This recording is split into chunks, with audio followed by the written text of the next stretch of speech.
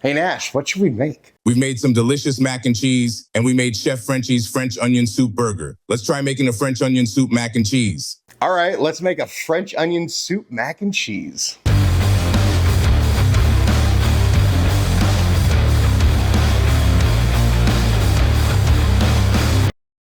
Welcome back to Chaos Kitchen, where we've been doing a lot of experimenting with mac and cheese fusions. We learned how to do a French onion soup, as well as his signature French onion soup burger from our friend Chef Paul, the Animal Dynamiel, aka Frenchie. Go check out his podcast, So You Want to Get Fat podcast. And I thought, hey, if he can make French onion soup into a burger and it works, why not make French onion soup into a mac and cheese? So that's the plan for today. Without further ado, let's go.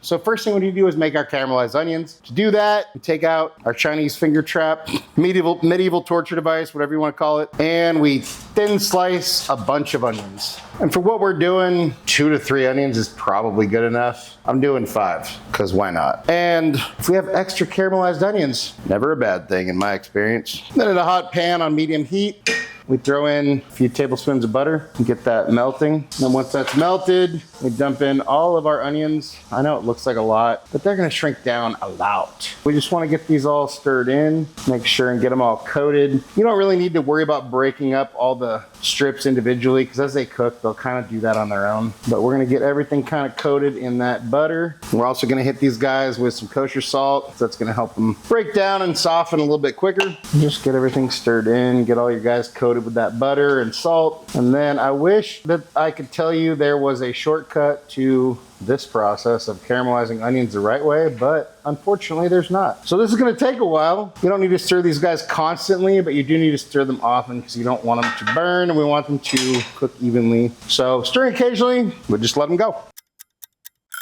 Once your onions have released their moisture and it's mostly gone and they're starting to get a little bit of color, they're definitely softened. We're on our way, folks. We're on our way. And we want to add about 1/3 cup of cognac. If you don't have cognac, brandy, sherry would probably work. And you know what would work really well is cheap whiskey. So cheap whiskey for the win.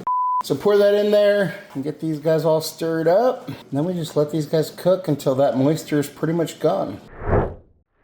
And once that moisture is mostly gone and your onions are starting to caramelize, take on a little bit of a blondish golden brown color, and get these guys all stirred up. And then we add a cup of beef broth, give that a stir, get everything mixed in. And once that starts to simmer, we just let it go. Let it go, let it go. Dude, I keep telling you to stick to cooking because you kind of suck at singing. Once your onions are nicely caramelized, then you can go ahead and kill the heat and set them aside. So then to make our French onion soup compound butter, you could mix this by hand, I suppose, but I just find that a food processor makes it easier, so that's what we're doing. So we're gonna start with a stick of butter. We want it to be softened. Otherwise, this ain't gonna work. Ain't gonna work, folks. Then we add some of our caramelized onions, a little bit of beef bouillon powder, just a dash of pixie dust, as well as a dash of Worcestershire sauce, some grated Swiss or Gruyere cheese, some thyme and some parsley, fresh chopped, and finish off with a little bit of fresh grated parm. And then we just blend until smooth. We want to get out some plastic wrap, and then we just plop our compound butter down. Oops, don't get weird on me. Try to make this into like some sort of a little bit of a log shape-ish something. Then we just roll this guy up, and then grab the ends, and then we just want to roll it up nice and tight. And then we fold the ends up, and then we just want to put this in the fridge until it's firm, probably take an hour or two. So off we go. A few hours later. Then for our breadcrumb topping, in a hot pan on medium heat, we put in 2 tablespoons of our French onion soup compound butter and get those melted. And then once that's all melted, we add in a cup of panko breadcrumbs. And then we just get these guys all stirred in and coated with that delicious butter and break up any clumps. We just kind of want to let these guys toast. We stir them pretty often because they can burn pretty fast. And once your guys are golden brown and nice and toasty, then we go ahead and kill the heat and set these aside. We want to bring 4 to 6 quarts of water up to a boil. Go ahead and salt that. Ooh, that was fun. Then we throw in a pound of pasta. We're using Celentani because they're fun. They're kind of like fancier Eblomac. I like them because they hold on to more sauce. You got a lot of surface area. Once that comes back up to a boil, you want to boil your noodles for 1 minute shy of al dente. So for me, that's 10 minutes. But check your package directions. Once your time's up, kill the heat, and we drain our pasta. And then for our cheese, we grate some Swiss, some Gruyere, and some mozzarella. Don't forget to pay the cheese tax. Then with a medium sauce pot on medium heat, we throw in 4 tablespoons of our compound butter, and we just let that melt. Once your butter's all melted, we add in 4 tablespoons of flour. Get that whisked up until the smell of raw flour goes away, although mostly everything just smells like onions right now, but that's cool. You just want to get kind of a smooth paste-like roux. Once you're happy with your roux, we have 4 cups of this mixture. What it is 3 cups milk, a half a cup of cream, and a half a cup of beef broth. So we want to add this in slowly to make our bechamel. So add a little bit, whisk until smooth. And then we just repeat the process a little bit at a time. And also you want to make sure and warm up your milk before you add it in, because sauces don't like to be shocked. If you put it in cold, it'll work. It'll just work better if you warm it up first. So just keep stirring until it's smooth. And then once you have a nice smooth liquid, you could get away with adding the rest of your milk or milk mixture, whatever you want to call it.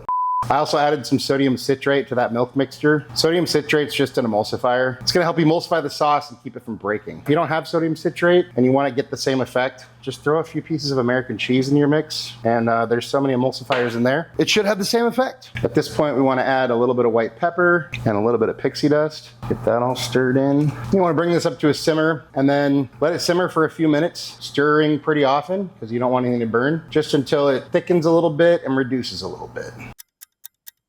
And once your sauce is thickened and reduced a little bit, if we were serving this sauce as is, I would let it thicken a little bit more, but because we're gonna bake this is good right here. So now we lower the heat and I mixed up all of our cheese. So just like the milk, we're gonna add the cheese a little bit at a time. So add a little bit, stir it in till it melts, and then just repeat that process until you've used up about half of your cheese. We're gonna save the other half for topping. And the recipe with all the measurements is linked below, so you don't need to write anything down, or if I forget to tell you something, it's in the recipe. And then once you have a nice, thick-ish, smooth, ooey gooey cheese sauce, or in Mornay, if you wanna be fancy, then we can kill the heat. Oh, we got quite a cheese pull there.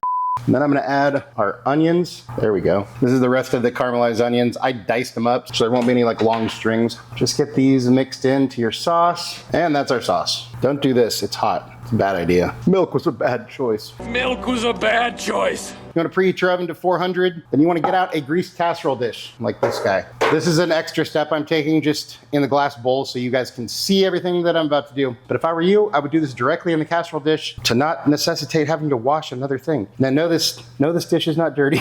It just had the cheese in it before. So we add in all of our pasta. Then we pour our oniony, cheesy sauce on top of that. Make sure and get it all out. Don't want to leave any of that behind. Lick the spatula for quality control. Then we get this all folded in, get everything covered. Enjoy those noises it makes. Enjoy those disgusting ASMR noises. Then we transfer all this to the casserole dish, even this guy out a little bit, make it look kind of pretty. Then we top this with the rest of your cheese and our breadcrumbs. And then this goes into the 400-degree oven for 30 minutes. And here's our guy right out of the oven, still bubbling away. Smells amazing. But our dude is like molten lava hot right now, so we're gonna let it cool. Here's our guy, cooled down a little bit. Let's go ahead and take a piece. Oh man, look at that. Oh yeah, look at that. It looks amazing. It smells amazing. And there we have our French onion soup mac and cheese.